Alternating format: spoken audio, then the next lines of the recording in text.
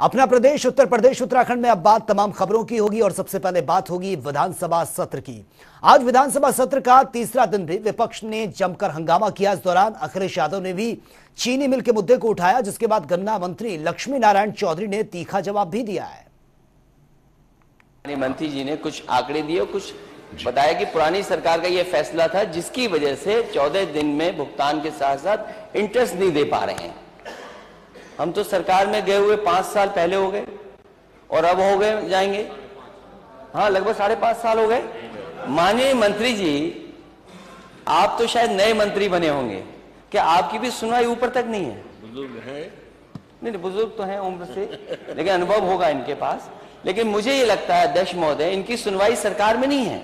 अगर कोई फैसला ऐसा लिया गया था और किन परिस्थितियों में लिया गया था, उस समय मार्केट में चीनी का भाव नहीं था उतना। और माननीय मंत्री जी ये भी बताएं, देश के इतिहास में, उत्तर प्रदेश के इतिहास में पहली बार कभी बजट से अगर किसानों का भुगतान के लिए पैसा दिया गया था तो समाजवादी सरकार थी। जहां तक एरिया बढ़ाना, रिकवरी बढ़ाना, सरकार ने बहुत अच्छा काम किया था। सवाल ये नहीं है कि भुगतान कितना हुआ है, हर सरकार में भुगतान होता है, भुगतान होगा। सवाल यह कि बकाया कितना है। एक 5 साल सरकार को गए हुए हो गए। जो आपने उस समय ये ब्याज माफ की बात करी थी, वो आज भी एक मिनट सुन, आज भी वो हाई कोर्ट में मुकदमा चल रहा है और हाई कोर्ट से बार बार हमको नोटिस दिया गया है। हम उस पर हमने कमेटी भी बनाई है उसको हल करने के लिए। 1 मिनट। दूसरे नंबर ये है, मैं आपका बहुत सम्मान करता हूं। मैं भी नेताजी के नेतृत्व में मैंने भी काम किया है, लेकिन मैं इतना अनुरोध करना चाहता हूं आपसे कि आपके मायावती जी के जमाने में 19 मिलें बंद होके बिकी और आपके जमाने में 11 मिलें बंद हुई। नहीं अध्यक्ष महोदय, 11 मिल अध्यक्ष महोदय, माननीय मंत्री जी जो चीनी मिलें समाजवादी सरकार में बिकी हैं उनके नाम पढ़ दें। ये जो मैंने मिलें बताई अध्यक्ष जी, ये हमने नई बनाई हैं। ये जो हमने बताई आपको, ये नई मिलें बनाई हमने। गागलहेड़ी, मझावली, बुलंदशहर, पिपराइच, मुनेरवा, हमने 5 मिल नई बनाई और आपने जो 11 मिल बंद किए हैं उनके नाम बता रहा हूं। बड़रौना, टोडरपुर, सहारनपुर, अमरोहा, भदोही, प्रतापनगर, खलीलाबाद, रसड़ा, बस्ती, बेतीगंज से आपने 11 मिल बंद की। 11 और 19 मिल मायावती ने बेची और बंद की। तो वहीं आज विधानसभा की कार्यवाही के बाद अखिलेश यादव ने ट्वीट करते हुए सरकार पर जमकर निशाना साधा। अखिलेश ने कहा कि चुनाव के दौरान तो बीजेपी ने कहा था कि उत्तर प्रदेश के किसानों को मुफ्त बिजली देगी, पर आज जब सदन में हमारी तरफ से यह सवाल उठाया गया तो मंत्री जी ने कहा कि किसानों को फ्री बिजली नहीं दी जा सकती। मतलब यह है कि चुनावी यह जुमला साबित हुआ है। किसान अपने आप को अब ठगा सा महसूस कर रहा है। और चलिए रुक कर लेते हैं अगली खबर का। गोरखपुर निर्माणाधीन बिल्डिंग गिरने से हादसा हुआ है और मलबे में 2 मजदूर दबे हैं। इस्लामिया कॉलेज ऑफ कॉमर्स की यह इमारत है। एनडीआरएफ की टीम बचाव कार्य में जुटी है। मौके पर जिले के आला अधिकारी भी मौजूद हैं।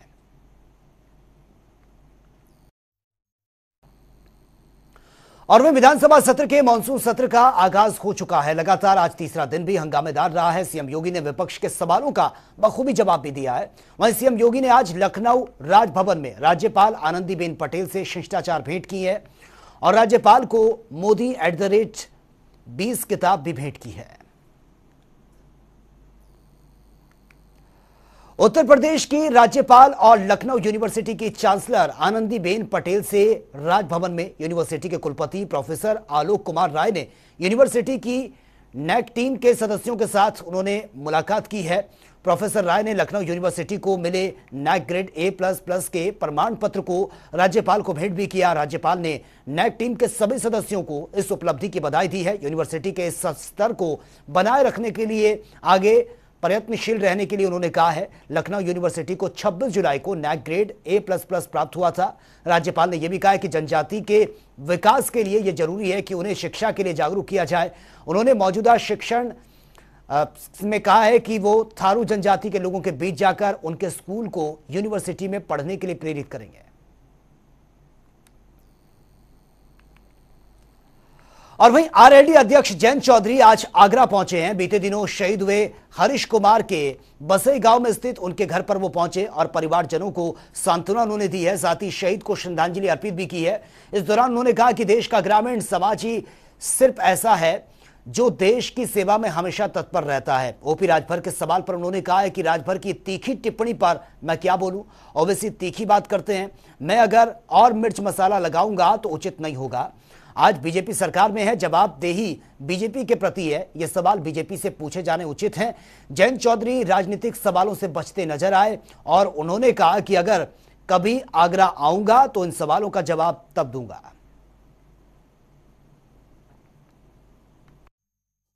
परिवार से मिलने के लिए हम लोग आए हैं और हरीश सिकरवार का नाम अमर रहेगा। पूरे क्षेत्र में एक आदर्श के तौर पर नौजवान उसको याद रखेंगे।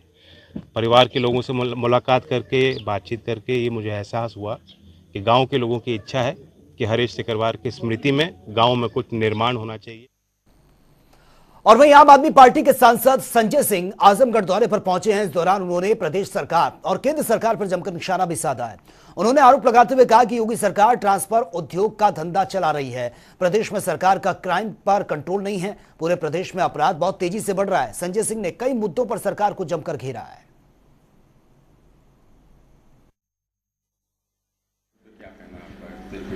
देखिए, ऐसा है कि पहले तो आज इस यात्रा का मैं मकसद बता दूं। यहाँ पर पूर्वांचल के कार्यकर्ताओं का सम्मेलन है और ये सम्मेलन नगरीय निकाय में आम आदमी पार्टी के प्रत्याशियों के चयन को लेके है, नगर पालिकाओं के, नगर निगमों के जो भ्रष्टाचार के मुद्दे हैं उसको लेकर है।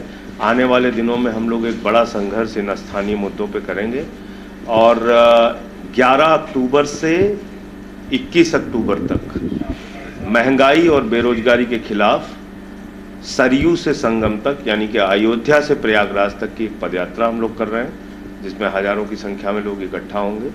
हमारे प्रांत के अध्यक्ष राजेश यादव जी और चुनाव समिति के अध्यक्ष सभाजीत सिंह जी के नेतृत्व में ये पूरा अभियान हम लोग चला रहे हैं। और वहीं सुहेल देव भारतीय समाज पार्टी के अध्यक्ष ओम प्रकाश राजभर ने सीएम योगी से मुलाकात के बाद आज प्रेस कॉन्फ्रेंस की है। इस मुलाकात को लेकर ओपी राजभर ने कहा है कि कल सीएम योगी से मिलकर मैंने राजभर जाति को एसटी का दर्जा दिलाने की बात कही है। ओपी राजभर ने यह भी दावा किया कि उनकी मांग से सीएम योगी सहमत भी हैं। उन्होंने आगे बीजेपी सरकार की तारीफ करते हुए कहा कि पीएम और सीएम पिछड़ों के लिए काम कर रहे हैं। साथ ही ओपी राजभर ने अखिलेश यादव पर निशाना साधा है। उन्होंने कहा कि अखिलेश यादव ने त्रिशंकु बनाकर रखा था। राजभर ने बताते हुए यह भी कहा है कि उन्होंने सीएम योगी से मांग की है कि गरीबों के मकान ना गिराए जाएं और माफियाओं की आड़ में गरीबों का मकान ना टूटे। सुभाषपा अध्यक्ष ने 26 सितंबर से सावधान यात्रा निकालने की बात भी कही है। बसपा ने प्रस्ताव 17 जातियों को एसटी में शामिल करने का भेज दिया, लेकिन बहुजन समाज पार्टी के सहयोग से कांग्रेस की सरकार थी। पिछली बार भारतीय जनता पार्टी माननीय मुख्यमंत्री योगी आदित्यनाथ जी ने भी प्रस्ताव बनाया, भेजा, लेकिन ये सारे प्रस्ताव खारिज हो गए। हाई कोर्ट ने खारिज कर दिया। तो फिर हम लोग कोर्ट का सहारा लिए। हमारे साथियों ने जब कोर्ट से आदेश हुआ तो फिर इस मामले को लेकर 2 बार मैं माननीय मुख्यमंत्री जी से मिला था। तो मुख्यमंत्री जी ने कहा कि अभी और साक्ष्य इसके विषय में ले आओ, तब हम देखें। फिर दोबारा जब रिमाइंडर हम लोगों ने कोर्ट को दिलवाया तो कोर्ट से जब आदेश हुआ कि 1 महीने के अंदर इसको कर दिया जाए, तब फिर इस बात को लेकर के मैंने फाइल मंगाई, क्योंकि इसको नकल लेने में थोड़ा टाइम लगता है, बड़ी लंबी प्रोसीजर वहाँ होता है। तो नकल जब मिल गई तो फिर कल मैंने टाइम लेकर के माननीय मुख्यमंत्री से मिला। हाई कोर्ट के आदेश को लेकर के मैं माननीय मुख्यमंत्री से मिला हूँ। जो आदेश है इसका पालन कराने के लिए हमारी लड़ाई वंचित, पिछड़े, दलित, अल्पसंख्यक सबकी लड़ाई है, लेकिन कोर्ट के आदेश का पालन कराने के लिए मैं माननीय मुख्यमंत्री से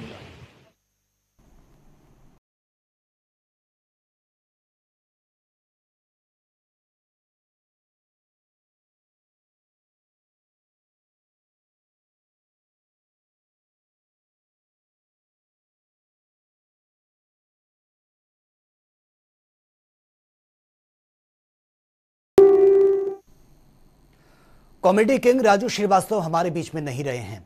उन्होंने दिल्ली एम्स में आखिरी सांस ली है। जिंदगी और मौत के बीच 42 दिनों लंबी लड़ाई लड़ने के बाद आज कॉमेडियन ने इस दुनिया को आखिरकार अलविदा कह दिया है। लेकिन हंसाने वाले हमारे गजोदर भैया आज पूरे देश को रुला गए हैं। ये रिपोर्ट आप देखिए। नमस्कार। कुछ नहीं, बस बैठे हैं। जिंदगी में ऐसा काम करो, जिंदगी में ऐसा काम करो कि अगर यमराज भी आए आपको लेने तो कहें अरे भाई साहब आप बैठिए, आप भैंसे पे आप बैठिए। नहीं नहीं नहीं।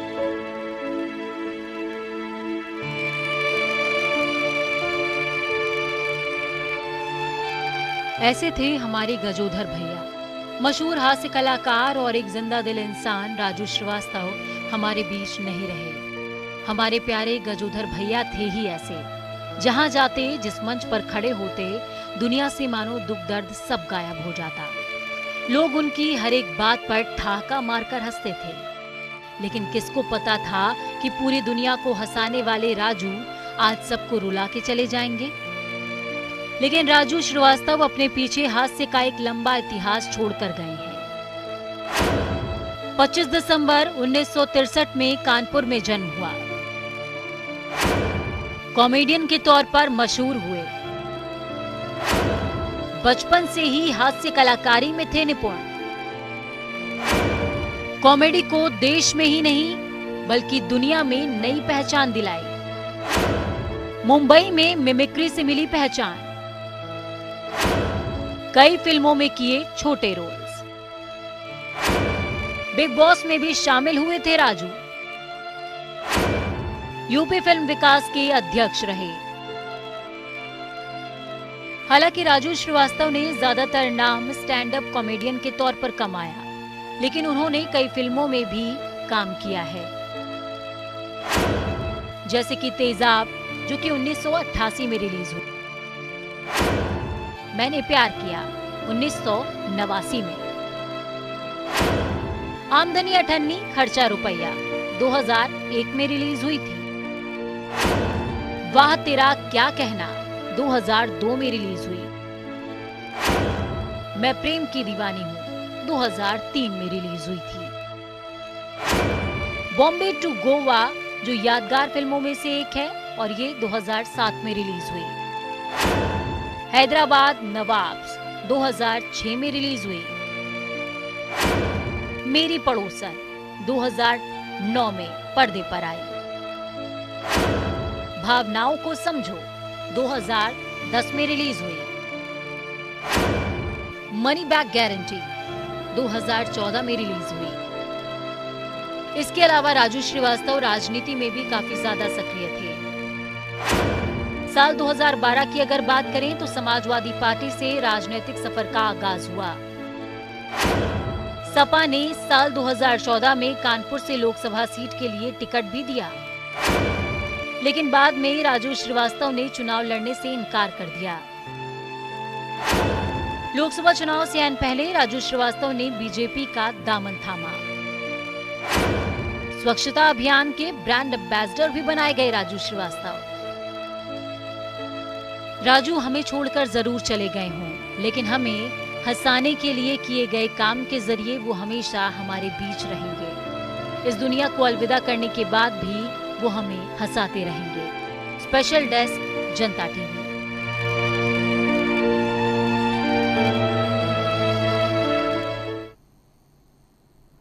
देश के मशहूर कॉमेडियन राजू श्रीवास्तव ने आज आखिरी सांस ली है। दिल्ली के एम्स में कॉमेडी किंग कई दिनों से एडमिट थे और बीते दिनों राजू के स्वास्थ्य में सुधार की खबरें भी सामने आई थी, जिससे उनके फैंस काफी राहत की सांस भी उन्होंने ली थी।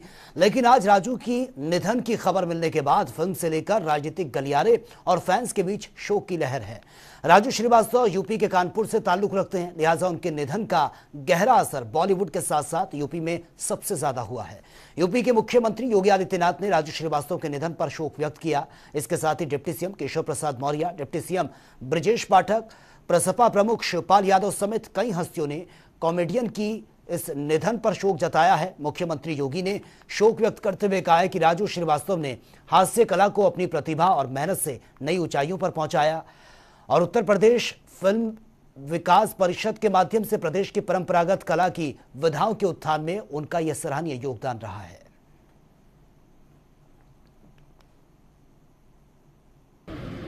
वे एक अच्छे कलाकार थे। जीवन पर्यंत अपनी पीड़ा को दबाते हुए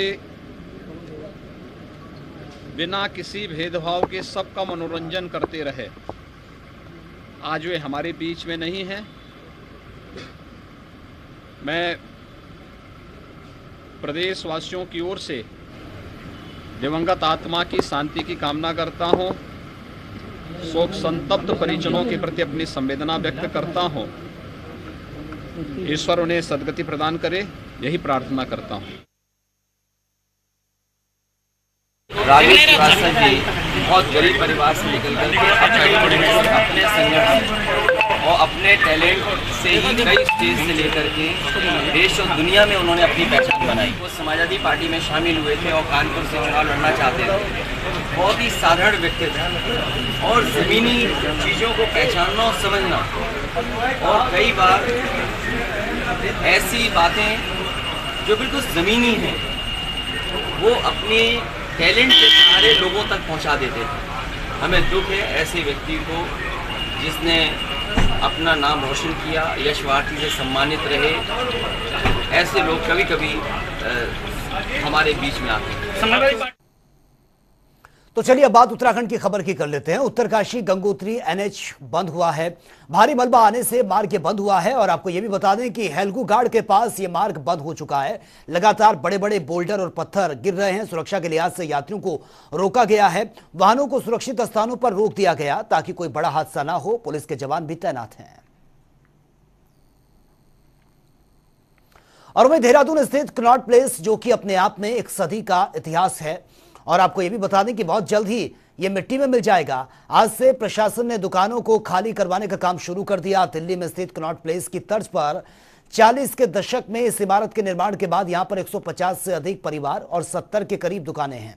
सुप्रीम कोर्ट के आदेश के बाद कनॉट प्लेस के भवन को खाली करने के निर्देश दिए गए थे, जिसके बाद आज LIC विभाग की ओर से दुकानों को सील किया गया और कई दुकानों को खाली करने के निर्देश दिए गए हैं। साथ ही कनॉट प्लेस में लगभग 13 से 14 ऐसी दुकानें हैं जिनको खाली करवाया जा रहा है।